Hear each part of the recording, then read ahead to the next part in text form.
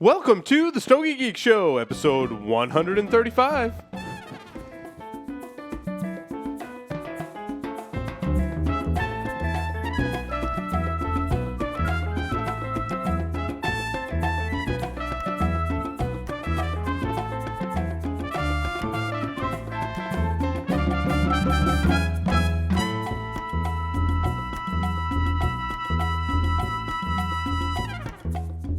This episode is sponsored by Saga Cigars. Try the new Saga line of cigars, including the Saga Golden Age and Saga Blend number 7. Saga, savor the legend. And by M. Bombay Cigars, representing the most admired cigar culture of Cuba. Visit them on the web at bombaytobac.com. And by Age Selects, providing cigar enthusiasts with premium long filler cigars aged at least 5 years at an extraordinary price.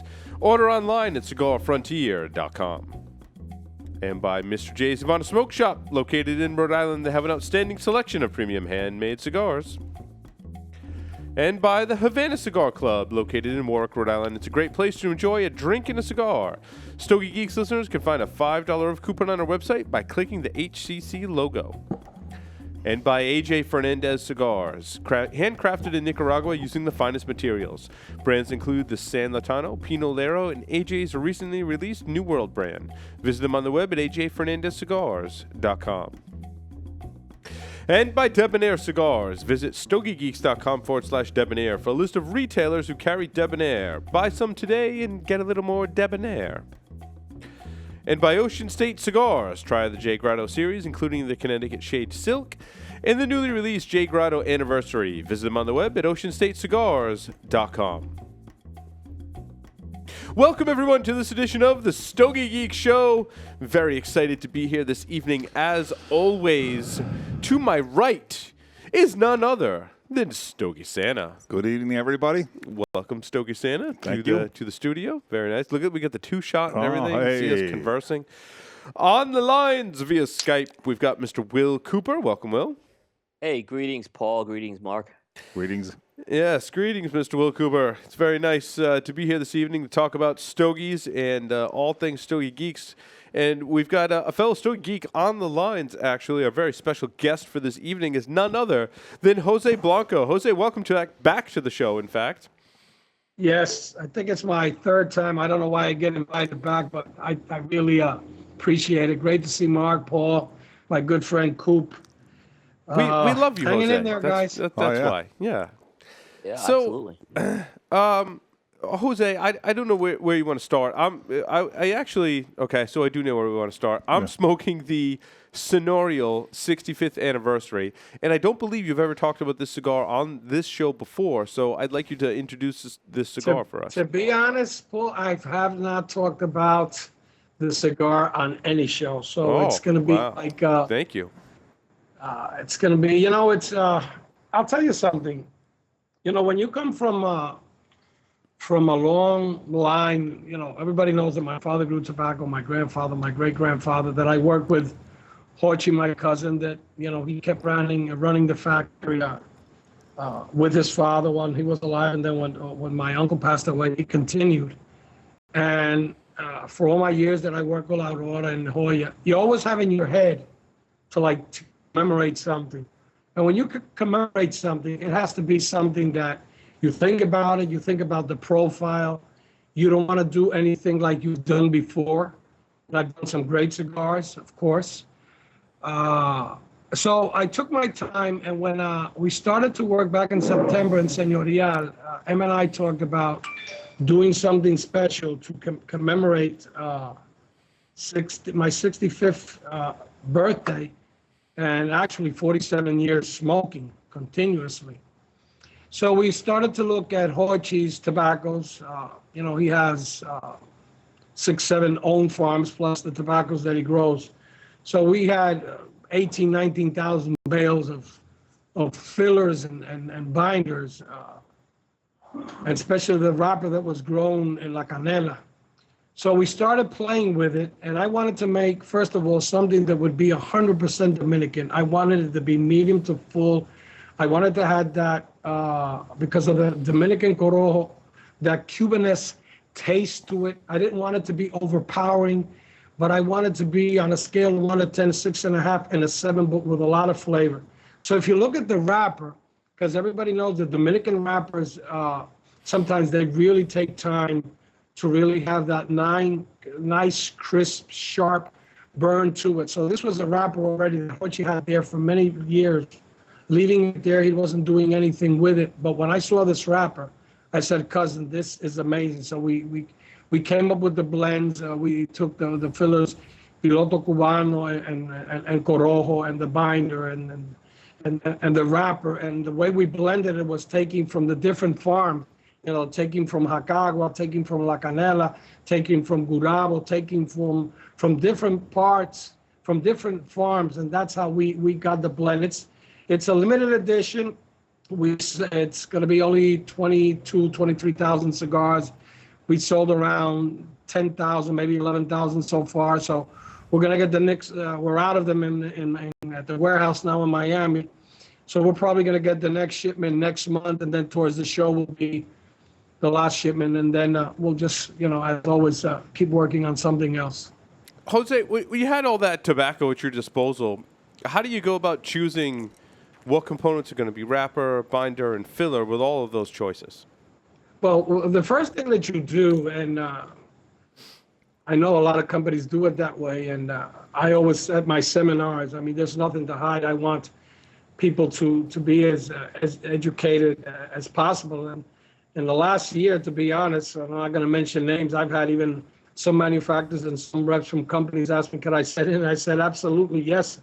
Because the more educated you guys are, the consumers are going to be more educated, and also the retailers makes our life easier. Well, what you do is, you're looking at all these tobacco, you start looking at ages, of the age of the tobacco, you start looking at farms. So what you do is when you're working with the fillers, let's say I'm looking for a lot of sweetness and a lot of aroma. So I go to tobaccos from La Canela and I start making pure grade. So pure grade is that I take and make a little cigar 4x40.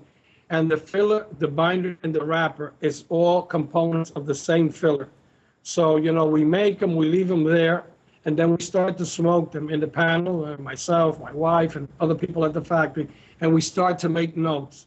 And then we say, okay, we like this characteristic, we like this, we like that. And we take from other farms. Let's say we're going to take a Piloto Cubano, or we're going to take a Criollo 98, or we're going to take Habana Arriba.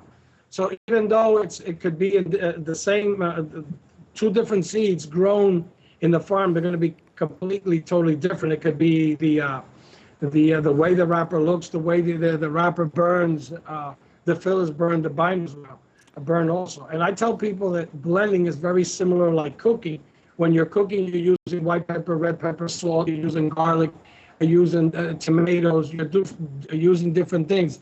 Well, the same thing happens in blending, that you're using different primings and different types of tobacco to make it work. It's like I tell people, sometimes you have two great tobaccos from two great farms, and you're looking first of all for flavor and strength. What happens? They do not harmonize, they clash. So that's when you start to work with the proportions of the tobaccos to bring them down till you get what really works. Jose, you said the La Canela farm. Tell us about that farm. Is that, you just say your cousin's farm, or? Well, that's a farm that is owned by Hochi and Lito Gomez. They share it. They have the crop there, whatever the amount of crop that is produced that year. They divide it right down the middle, the wrapper, the fillers, and the binders. Mm-hmm. Then the other farms, Potrero, Gurabo, Jacagua, Mao, all those farms are Hochi's farm, his company, our family, and that's where we get the majority of tobacco. That said, since my uncle had been in the business so long, there's like the sons and even the grandsons of people that my uncle used to buy tobacco, in the 40s and the 50s and the 60s, that have kept the tradition of growing tobacco. So for us, it's been a long tradition and a long journey with families that we've known for many, many years. Mm-hmm. And that's part of how we have been able to be so consistent in the factory. Mm.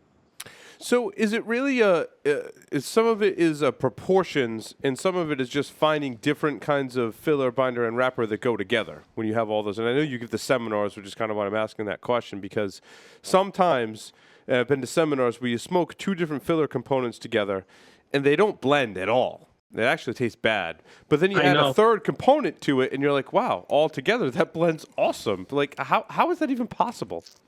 Well, to be honest, that's the way I used to do it before.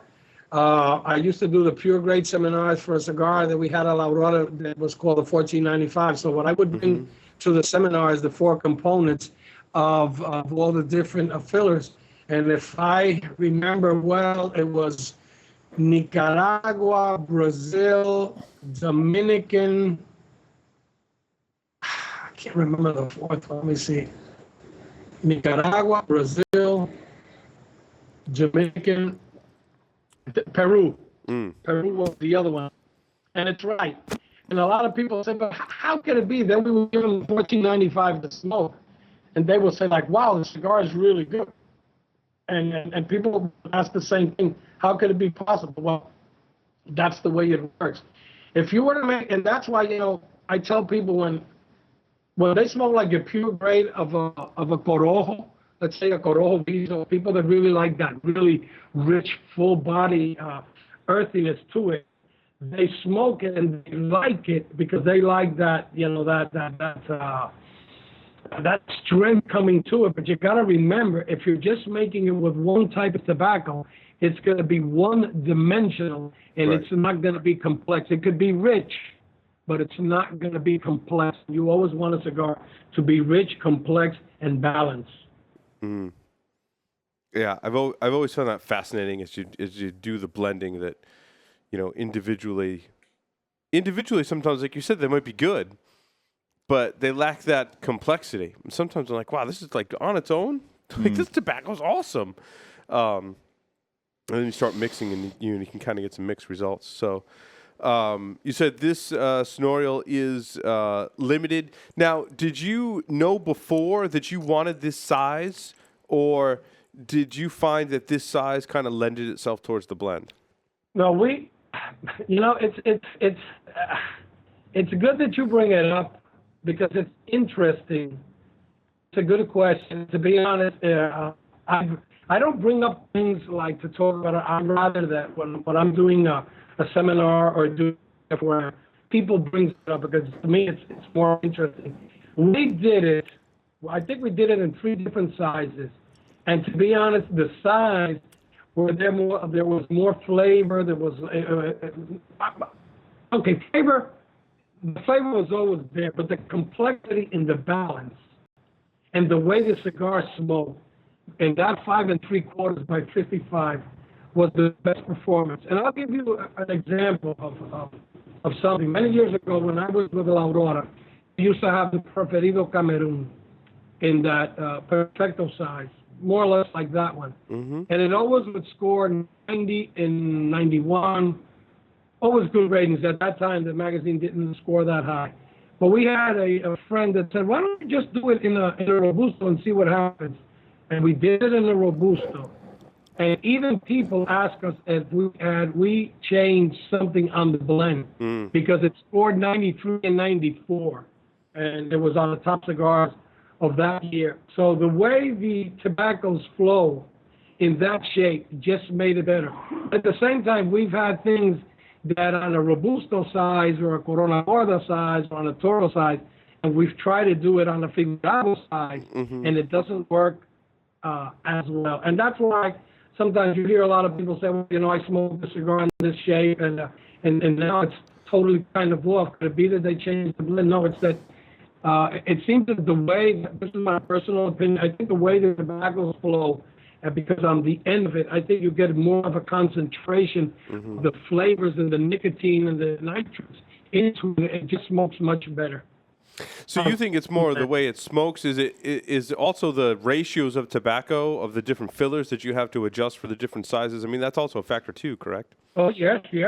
I mean, it's a lot of people think that you do the same proportion, let's say a Corona Gorda, if you would do the 6x60, if you do that in the same proportion, and unfortunately that's what a lot of people, some lines, it does happen that you smoke a great Robusto 5x50, but when you smoke it in a 6x60, you say it's good, but it's missing something. It's when you're making the proportion of the percentages of the blend, that's when you really have to be careful. But not only that, the role when he's making the cigars, because that's something that nobody understands unless you've been to a factory.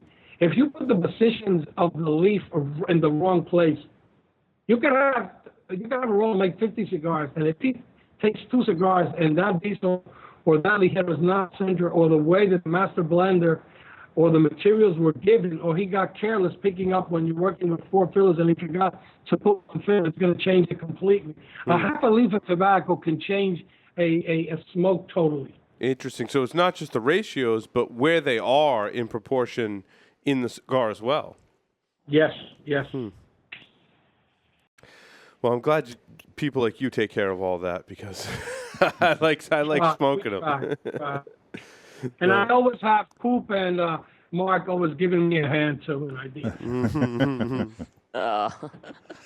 Well, did you have questions for Jose? Yeah, so Jose, I guess we talked a little about the 65th, and actually the last time you were on, the Señorial had not been released yet. One thing I've been amazed with the regular production Señorial, and it was to the point you mentioned, is each of those sizes just seem to have their own character there as well. Good point. Was that kind of intentional, or was it just kind of turn out like that? To be honest, it kind of turned out that way, even though I have to be honest, the one that gave us the hardest, and I've said this many times, to really bring it to a point has been the 6x60. To be honest, I'm not a big fan of it, but if us manufacturers were to make the sizes and the blend we wouldn't even be talking tonight. We have to love the blend, of course, and not only like it, but love it. But that size was really the one that gave us the hardest time to try to get it as close as possible. Look, everybody knows my favorite, the Corona Gorda and the Belicoso. If you smoke them, and I mean, the Paco Robusto is good, the Toro is good, but those are the 2 ones that I smoke. But if you smoke the Belicoso, and this is something that a lot of people have told me, it says this. Look, they're all good, but the Belicoso smokes in a different way. It has these notes, and I tell them it has to be something to do with the shape. And the Robusto is good. I'm basically, the ones I smoke the most is the Corona Gorda, the Robusto, and the Belicoso. And of course, once in a while, I'll light a 60 and I'll smoke more of the Toro, and I'm working on other things also. But see, what a lot of people don't really understand is that you have to take time. Blends take time to work. You have to be on top of it. You make a blend, you leave 2 or 3 blends, you leave it 21 days, you smoke it, and you tweak it again, and it goes on and on until you feel comfortable. You send it out to 2 or 3 people that you trust their palates. Now, one thing is, if you try to make a cigar that everybody's gonna like, you wind up nobody loving it. You have to make a cigar that you're gonna have a group of people that are really going to love it. But that said, it has to be consistent.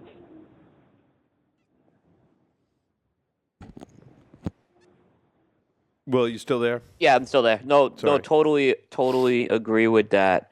I mean, as far as which of you mentioned which of the most sizes you like. Which one has been the size that's been the most popular now among the consumers? Have you found? Has it been that 60x60, or has it been another size? No, to be honest, the one that sells the most is the Corona Gorda. After Corona Gorda is the Robusto. After the Robusto is, I would say, it's close between the Belicoso and the Toro, and I would say the 60 is maybe the one that has sold the less. But it still sells.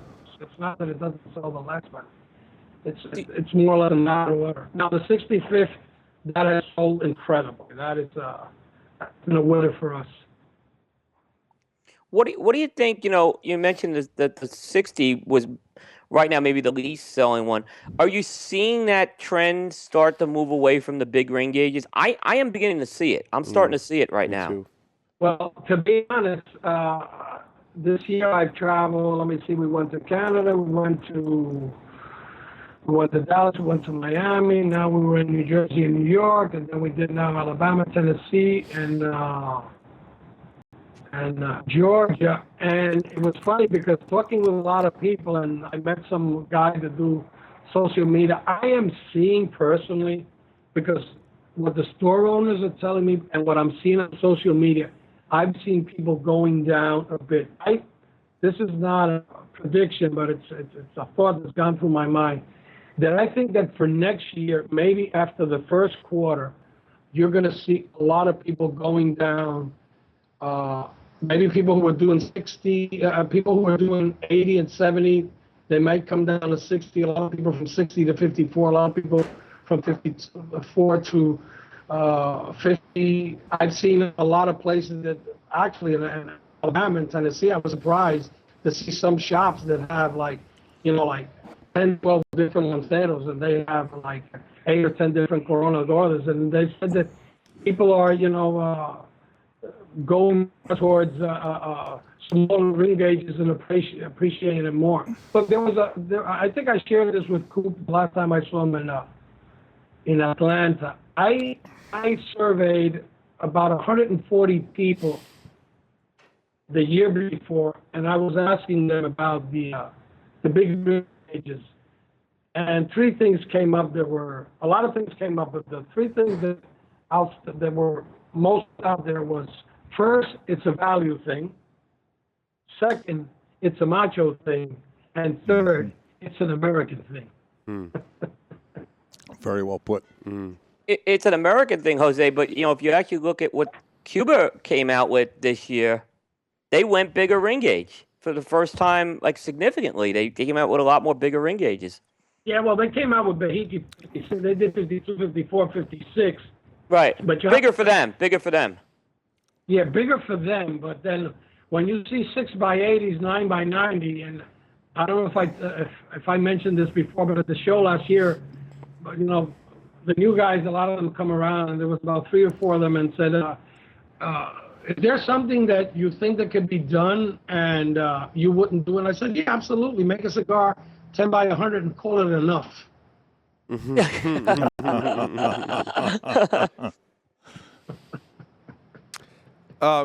Speaking of Cuba, Jose, so now let me ask about your family history. A lot of people in the industry have a history in Cuba. Now, is your family history strictly in the Dominican Republic, or strictly in the Dominican Republic? Dominican Republic, okay. So now, with everything that's happened fairly recently with Cuba, a lot of people. I knew that was coming. Yeah. I was waiting for my right segue, right? Now, a lot of people misunderstood what was happening in Cuba. And we've had guests, that have kind of addressed those issues. But where do you see this going from here? Some restrictions have been loosened. A lot of people got excited, and I think it was very premature, in my personal opinion. But kind of where do you see the relations with Cuba going with respects to cigars and where they can be bought and sold and production and things like that? Okay, this might take a while, but I think it's interesting. This has been my thoughts for a long time.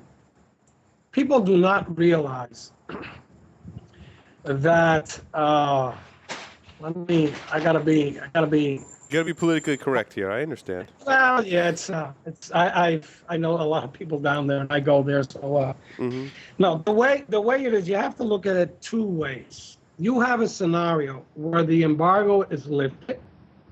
Cigars will come to the United States, but things will not change. Even though, to be honest, I think their regular production still is very deficient. It's overpriced. It's consistent. But I think, to be honest, in their limited editions in the last 2 or 3 years have gotten better. And what I tell people is, you buy a Cuban cigar, if you buy a box, smoke one, make notes, put it away for 6 months, pull out another one. You will see how dramatically it changes. In over a year and a couple of years, there will be better smokes. And we have to consider always that the draw will be good. Now, with that said, the embargo is lifted, cigars start to come in here. You guys know better than I do how demanding the American consumer is. When a cigar is plucked, when a cigar is young, when a cigar has this, when a cigar is just bad, they're going to complain to. You have to look at the worldwide performance of Cuba. Right now, Cuba in production is in third place.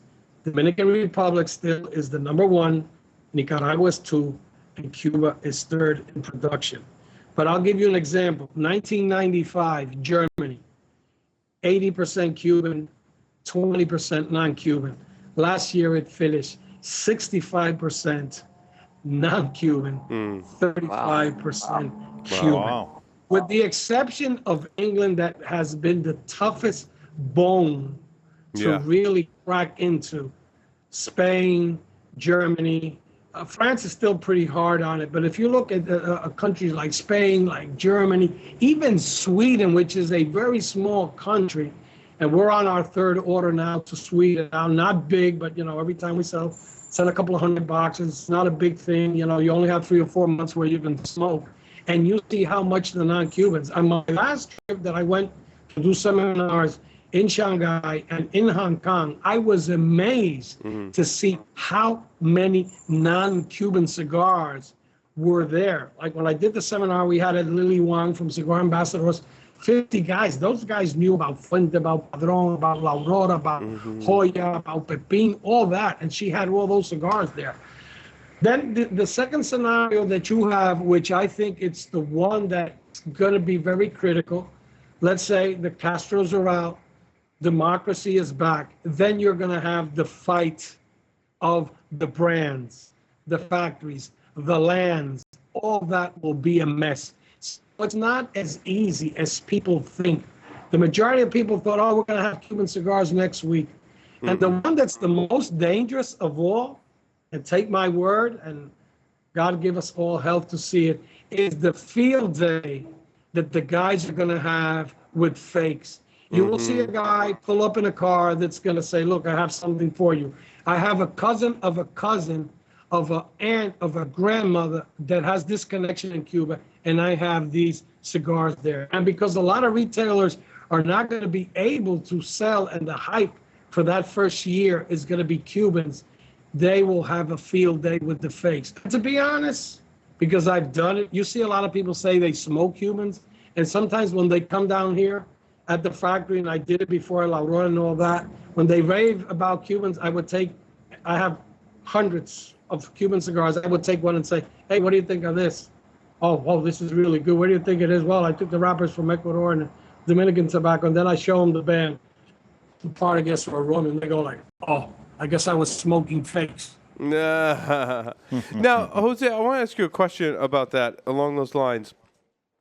Do you think that the construction problems, which a lot of people will pin on Cuban cigars today, do you think that's due to the political climate there, and that someday that will get better if there are political changes in that country?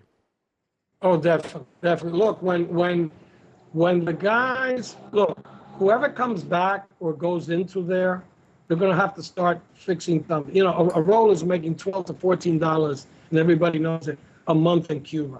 It's a very difficult situation. The lands, they don't rotate them in Pinar del Rio, Vuelta Arriba, Vuelta Abajo, San Juan y Martinez, all those different places. The land is totally worn out. What people don't realize that the three sources of income for Cuba is sugar, tourism, and tobacco. And it's just, the land is totally worn out. You have to rotate the land. You have to put in fertilizers. You have to do a lot of things to the factory. You have to make the workers make more money. You have to train more people. You have to grow more tobacco. There's a lot of things that have to be done. It's a very hard situation in Cuba. You see people talking about in Cuba this and Cuba that, but you have to be there and spend time there, know the language, talk to people, know who to talk to, see how difficult it is. How different are they between the different brands, given it's all from the same crops, and like you said, that there are some issues with the way they rotate the land and take care of the soil? You know, how different can they be with all being from the same country and being Cuban puros? Well, because the way, and that's something that a lot of people have written and said about that, the way that the Cubans blend the majority of their tobaccos by the regions. They take from Vuelta Arriba, from Vuelta Abajo, from San Juan, from San Juan y Martinez. They take from San Luis. They take from different parts. And right now they were growing first Corojo. Then when they had the problem with the blue mold, a guy called Humelio Espino, which is the guy who created Criollo 98, Corojo 99. Why did they do it? It was something because they were being affected by two things. There was blue mold and blue shank. So Humelio, what he did was he developed a seed that would be resistant to these diseases that were eating up all their crops. And of course, after that, they did Capero Uno, they did Santo Espíritus, they did Pelo de Oro, they did Havana 2000, they did Habano 2006. So the Cubans are always continuously trying to work on fillers, especially with the wrappers, so they get a better yield on that. Because one of the biggest problems that Cuba has right now is not so much of a binder and filler. Their biggest problem right now has been, for a while, has been really wrappers. Remember, 3 or 4 years ago, 5,000 of their curing barns were totally wiped out. So what was the decision of the government?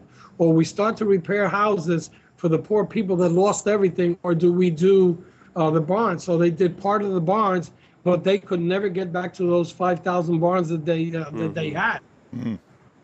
Interesting. So is it a supply and demand thing that kind of limits the variety of the crops that are available in Cuba now? Yes, because look,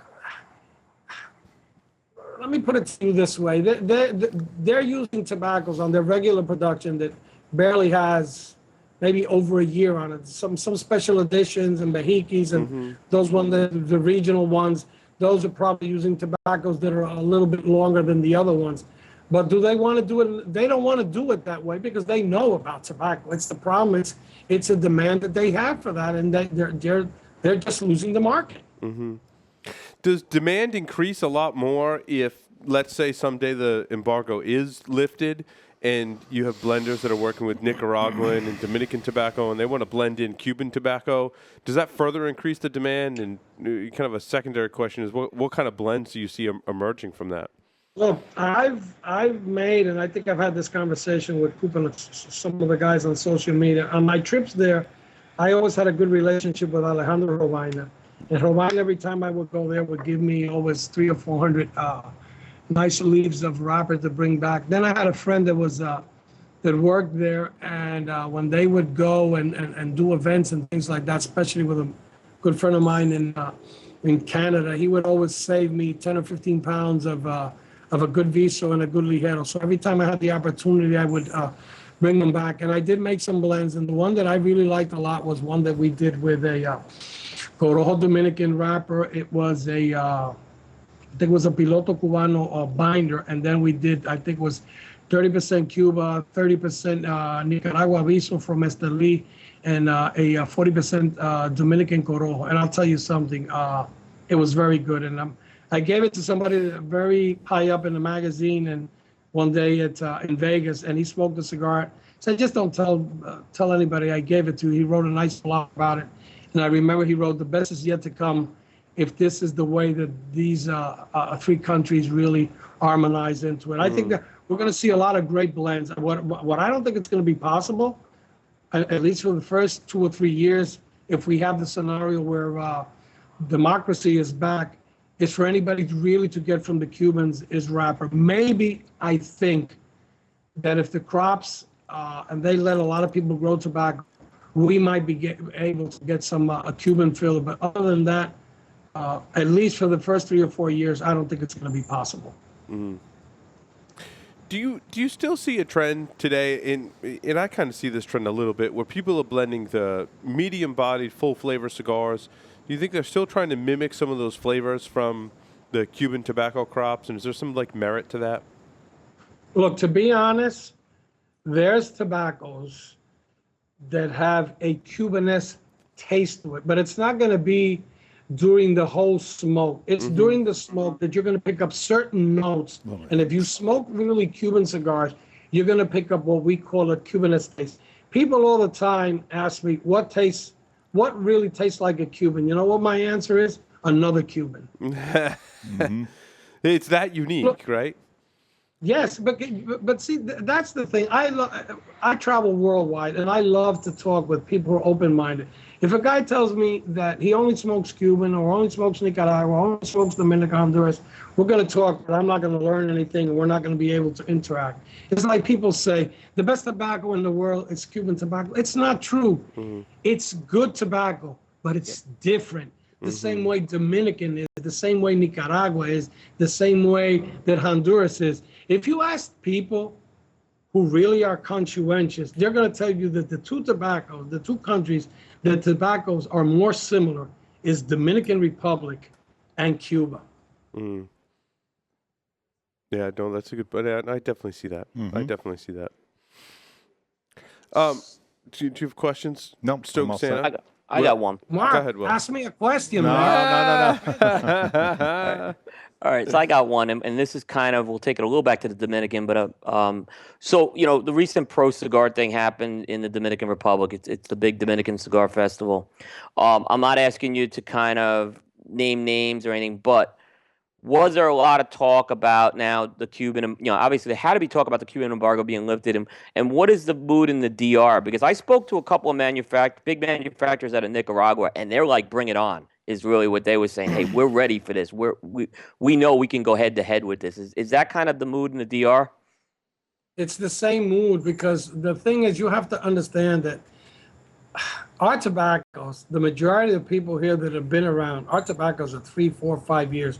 And we have other companies that are much bigger that have tobaccos that have been sitting there 6, 7 years, that their inventory is amazing, that the cigars they're producing is also amazing.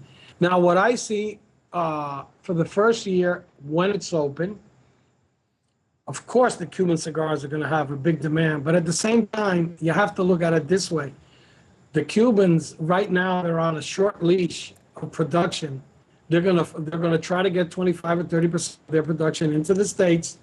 They're gonna knock it up at least 20 or 25% to make more money. And what's gonna happen? There's a lot of countries that, let's say, that were receiving, let's say, 10 million cigars a year. So all of a sudden, they're only getting 5 million. Do you think that those 5 million cigars that not gonna go into that market, let's say Spain, people automatically are gonna stop smoking cigars in Spain or Germany or China, whatever it is? No, they will go and smoke different cigars because they like. And to me, personally, I think it's going to be an opportunity for a lot of people really to experiment to see how many great cigars are being produced in Dominican Republic and Nicaragua also. If you make a good, consistent product and you're out there, there's always going to be room for it, even though Cuba opens up. I agree. I totally agree with you on that. Jose, how are your blending seminars going? Can you kind of take us through? Because since we've spoken last, I've actually been through a couple of different blending seminars. I've never been through yours. So, what cigars do you give people today in your blending kits, and kind of how do you go through the process? My blending seminar now is we bring a cigar that has 4 different wrappers. And what I do is, if I have 40 people, 50 people, doesn't matter the amount. We talk about the 6 characteristics that a perfect cigar has to have. And then after that, we ask individually everybody on the first wrapper, what are they picking up? Oh, I'm picking up salty, I'm picking up bitter, I'm picking up sweet, I'm picking up this, I'm picking up that. And then I go, after I ask everybody, I ask, where do you think the wrapper's from? And we do that on the second wrapper, the third wrapper, and the fourth wrapper. Then we talk about the misconceptions that people have, especially about dark wrappers, about the confusion that a lot of people have with flavor and strength. Then we talk about the priming, we talk about blending, we talk about curing, we talk about the different seeds, we talk about the different characteristics that different seeds, that different tobaccos have where they're grown. It's like you take Sumatra from Sumatra, that's very always kind of sharp and metallic. But you take Sumatra, grown in Ecuador, you're going to see how amazing it is. It has that sweetness of that earthiness and those rich tobaccos that they have. Remember, like I know that Pepin uses it, La Aurora uses it, Fuente uses it, like the VSG when it came out, how amazing it was. But right now, if you look at the market, what are the three hottest rappers right now? Everybody is Habano, Habano, Habano, Habano, Habano. Negro San Andres, Negro San Andres, Negro San Andres, and Connecticut broadleaf. Of course, Connecticut, you never hear people talking about it, but still Connecticut is 50% of the market, and it's still mild to medium that people smoke. But you never see anybody raving or posting about a Connecticut. Everything is, the hardcore things from the guys that are really out there. Do you think Connecticut's kind of got a bad rap, and what's the reasoning for that? To be honest, I think that the guys, look, what I say about Connecticut, what do you want about Connecticut? You want a cigar, first of all, that's going to be very creamy, that's going to have nice flavors to it. Because that's another thing. People tend to confuse. You could have a mild cigar that's full flavor, and you could have a strong cigar with no flavor at all. Mm-hmm. So what you're looking is for creaminess, nice flavors, nice construction, nice burn that you're going to enjoy. Let's say a 7x50 Churchill that you're going to enjoy for an hour and a half to 2 hours, depending the way you smoke. That's the other thing that I talk about people. I ask people, like, how long does it take you to smoke a Robusto? And you hear people say, well, 30 minutes. Other people say 45. Other people say an hour. Other people say an hour and 20. Those people that smoke like a Robusto or any cigar of that size, doesn't matter what the wrapper is, in 30 minutes, it's smoking it totally incorrect. And those are the people that are always complaining about the bitterness and that they don't pick up the flavors. Because people don't understand that it's not the leaf that has the flavors. It's the essential oils that each leaf of tobacco has. So the more heat you're putting, you're puffing on it, it's like it becomes like a paper. Jose, you mentioned the creamy component. What type, like, what characteristics of the tobacco give that creaminess? Well, it depends, first of all, of the farm. It depends on the seed. It depends how. Let's say that you pick your leaves correct, you cure the correct, but you over fermented or under fermented the tobacco right away. You're not going to get it. If you do everything well and then you put those tobaccos away for 2 or 3 years and you do your blend correctly, you're going to get it. Like So there's a lot of factors. That's interesting. It's a lot of things. Look, I'm going to be honest about this, and I say it at all my seminars, and I've said it on some interviews I've done. What has been, outside of FDA, smoking bans, and taxes, what has been one of the biggest challenges that our industry has? It's the lack of education. If you look at the wine industry, and Mark knows, I guess, more than all of us about the liquor industry, how many books have been written about wines? It has to be in the hundreds of thousands. Correct. How many DVDs have been made about wine? It has to be in the millions. Now, let's be honest. How many books have been written about tobacco that some guy could really go and say, I'm going to take this book and I'm going to learn as much as possible? You could count it with the fingers in your two hands, and they're not so many. And DVDs, every company has a nice, beautiful DVD. So when they start the seed, when they're curing the tobacco, they're fermenting the tobacco and making the cigars. That's about it. To really go out and educate the consumers. Uncle Benji used to do it a lot with General and Altavis. Henke Kellner does it. It's going to do it more now with Davidoff. I've done more than 600 worldwide. Now my good friend Manuel Inor from La Aurora is doing it.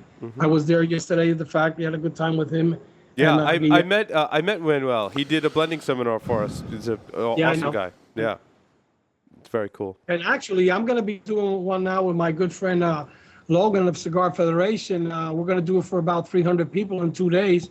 And already he sold out so much that we're looking to do another one. The first one I did it was with my good friend Kevin Page at Buckheads. We had 60 guys in the store and about 170 people online to do it. And that tells you how much people really want to learn. I got a call yesterday from a shop in St. Louis. He's already in contact with Logan, and they're going to put up a big screen at the shop, and he has 25 guys signed up.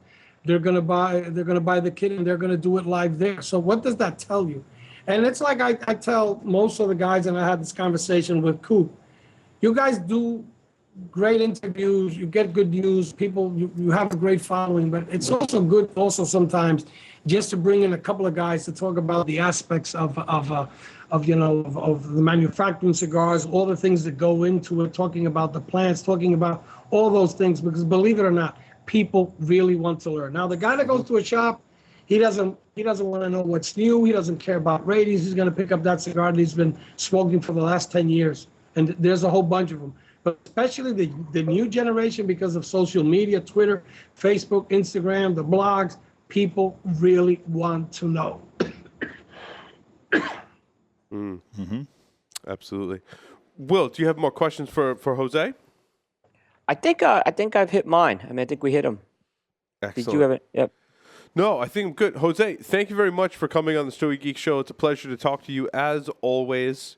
A wonderful conversation. I wish you the best with your line. Again, the Sonorio line and the 65th are available now, which is the first time Jose's been on the show and your new smokes have been available. So it's a very exciting time.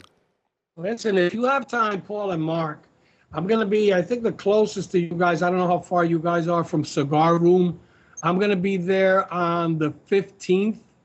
We're going to have a seminar there at 6:30. And if you guys would like, I would like you to see the seminar and tell me what you think. And Sure. And who knows if maybe in the future, if I'm up that way, we could do something with you guys there also. Sure. Sounds like Absolutely. Absolutely. Yeah, I want to Love do to one do of your it. seminars, Jose. It's on my bucket list. How about that? That's for sure. That's for sure. Give my regards to Mr. Paul Drew. I will do that. We will. I hope he doesn't suffer so much this year with Boston like he did last year. But Can't be Well- worse than the Phillies. It can't be worse than the Phillies this year. It's painful. Thanks so much, Jose. Thank you, Jose. God bless you. always a pleasure. Yeah. Will, Mark, Paul, keep up the good work. It's always for me, it's an honor and a pleasure to be with the Stogie Geeks. Thanks You're so much, a Stogie Jose. geek at heart, Jose. Thank you. Thank you. Thanks, guys. Take care. Take Thank care. you. Jose, don't go anywhere. Okay. We're going to cut to a break and come right back. But stay on the line, Jose. Yes.